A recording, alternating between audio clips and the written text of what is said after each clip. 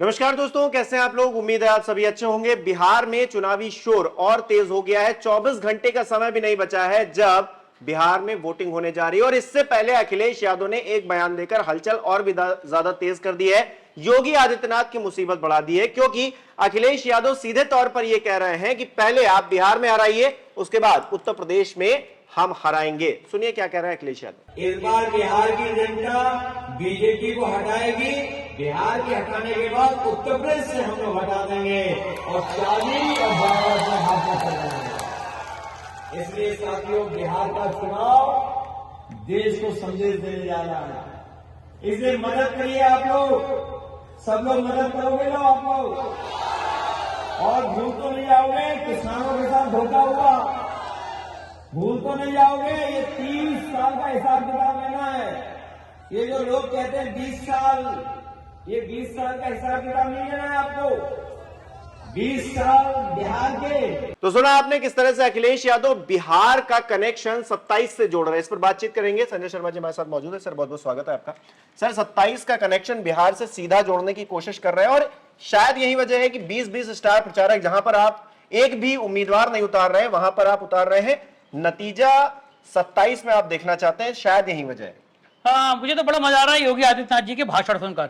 वो वहाँ जाके कह रहे हैं कि हमने राम मंदिर बना दिया, हमने अयोध्या में ये कर दिया, लेकिन ये नहीं बता रहे इतना सब करने के बावजूद भी अयोध्या ने हमें हरा दिया। अब वो कह रहे हैं कि हम पटना में, बिहार में बुलडोजर चलाएंगे। अब मुझे नहीं पता कि बिहार के लोगों को क्या पसंद है। प्रधानमंत्री कह रहे हैं कट्टा चलाया था इन लोगों ने, योगी आदित्यनाथ कह रहे हैं बुलडोजर चलाएंगे। कोई भी नेता ये नहीं कह रहा कि यार ये वो राज्य है जहाँ सबसे ज्यादा आईएएस और आईपीएस निकलते हैं। हम हर 3 जिले में, हर जिले में एक आईएएस आईपीएस ट्रेनिंग एकेडमी खोलेंगे। देश में आईएएस आईपीएस और ज्यादा बिहार से निकले की कोशिश करेंगे। मेरे एक मित्र थे आईपीएस, दो थे, दोनों बैचमेट थे और दोनों बिहार से थे। मैंने तो पूछा कारण क्या, दोनों बहुत दूर से आते थे, नदी पार करते थे, लाइट नहीं थी गांव में। तो मैंने तो पूछा कि कारण क्या है, आप दोनों डीजी लेवल पे हैं, कि आप दोनों जने बिहार के मूल से जगह से आए हैं, गांव से आए हैं जहां पे इतनी गरीबी थी। तो कारण क्या कि बिहार में इतने आईएएस आईपीएस क्यों होते हैं। और मजे की बात है, योगी जी की ने भी अपने आसपास सब बिहारियों को रखा हुआ है। तो उन्होंने ये कहा कि बिहार में चूंकि उद्योग धंधे नहीं है, तो लोगों को लगता है कि जीवन में आगे बढ़ना है तो पढ़ाई ही एकमात्र विकल्प है, इसलिए हम लोग बहुत पढ़ाई करते हैं। और बात सही भी है कि बिहार में बहुत पढ़ाई करते हैं। लेकिन अब प्रधानमंत्री जी क्या कह रहे हैं कि यहाँ पे इंडिया गठबंधन के लोग आपस में कट्टा चला के बैठ के बात करते हैं, कट्टे की बात कर रहे हैं। आके अपने यहाँ सीमेंट की फैक्ट्री वाले कट्टे लगाएंगे गुजरात में और बिहार के लोगों को कट्टा दिखाएंगे। योगी जी का मॉडल क्या है बिहार के लिए कि यहाँ पे बुलडोजर चलाएंगे। देश के चीफ जस्टिस कहते हैं कि बुलडोजर कानून में कोई स्थान नहीं है बुलडोजर का, लेकिन हमारे योगी जी को बुलडोजर पसंद आता है। ये बात अलग है कि उत्तर प्रदेश में एक जाति विशेष के अपराधी हैं जो सत्ता पोषित कहलाते हैं, एक जाति के हैं, इसलिए उनके घर पे बुलडोजर चलता नहीं है।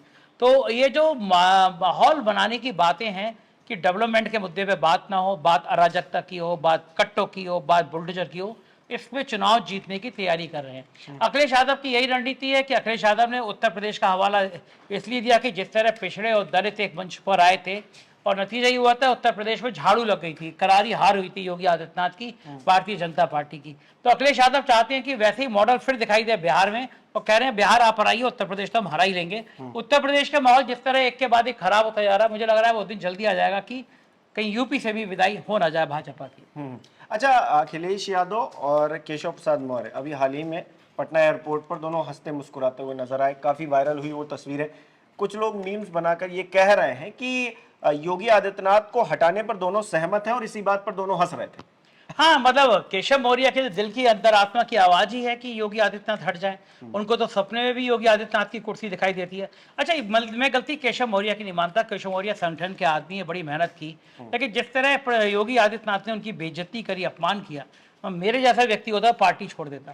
अब आप बताओ ना कि जब योगी जी शपथ ले रहे हैं, पंचम तल जो मुख्यमंत्री कार्यालय था वहाँ पे कैबिनेट सेक्रेटरी शशांक सिंह की ऑफिस में बाहर नेम प्लेट लग गई, केशव मौर्य डिप्टी सीएम। योगी आदित्यनाथ ने वो नेम प्लेट उखड़वा के फेंकवा दी। एक फोटो वायरल हुआ जिसपे केशव मौर्य स्टूल में बैठे हैं, तो लोग उनको स्टूल मंत्री कहने लगे।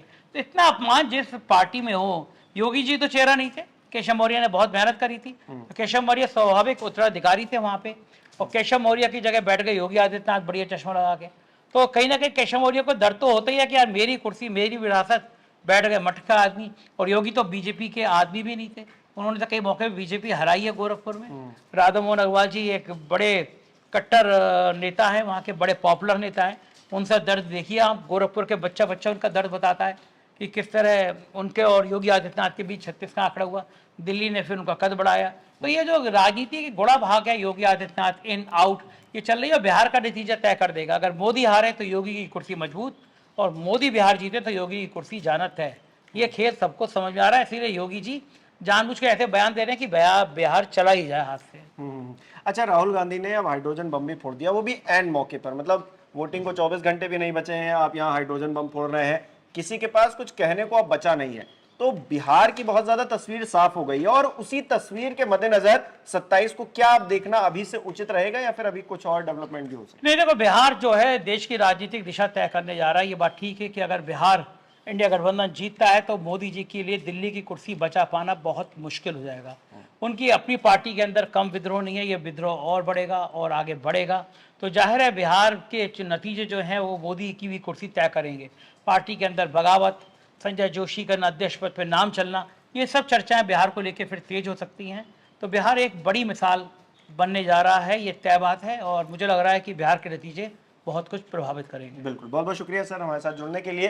तो बिहार के जो नतीजे हैं वो बहुत कुछ तय करने वाले हैं, और खास तौर पर उत्तर प्रदेश की जो तस्वीर 27 में बनने वाली है उसमें भी बड़ी भूमिका निभाने वाले हैं। अखिलेश यादव सीधे तौर पर यही कह रहे हैं कि आप बिहार में हराइए, यूपी में हम देख लेंगे। और इससे पहले जब आए थे अखिलेश यादव तब ये कह रहे थे अवध में हमने हराया, अब मगध की जिम्मेदारी आपकी। तो कुल मिलाकर सारे दांव पे 27 को लेकर भी अखिलेश यादव सेट करते हुए, बैठाते हुए जो गुड़ा गणित है वो नजर आ रहा है। आप इसे किस तरह से देख रहे हैं, आपकी क्या राय है, हमें कमेंट करके जरूर बताइए। इस वीडियो को लाइक करना, शेयर करना मत भूलेगा। हमारे चैनल को सब्सक्राइब नहीं किया है तो वो भी जरूर कीजिएगा। बहुत बहुत धन्यवाद। इस बार बिहार की जनता बीजेपी को हटाएगी, बिहार के हटाने के बाद उत्तर प्रदेश से हम लोग हटा देंगे और चाबी और बाबा से हाथ कर देंगे। इसलिए साथियों, बिहार का चुनाव देश को संदेश देने जा रहा है। इसलिए मदद करिए आप लोग, सब लोग मदद करोगे ना आप लोग, और भूल तो नहीं जाओगे किसानों के साथ धोखा हुआ, भूल तो नहीं जाओगे। ये 30 साल का हिसाब किताब लेना है। ये जो लोग कहते हैं 20 साल, ये 20 साल का हिसाब किताब नहीं लेना है आपको। 20 साल बिहार के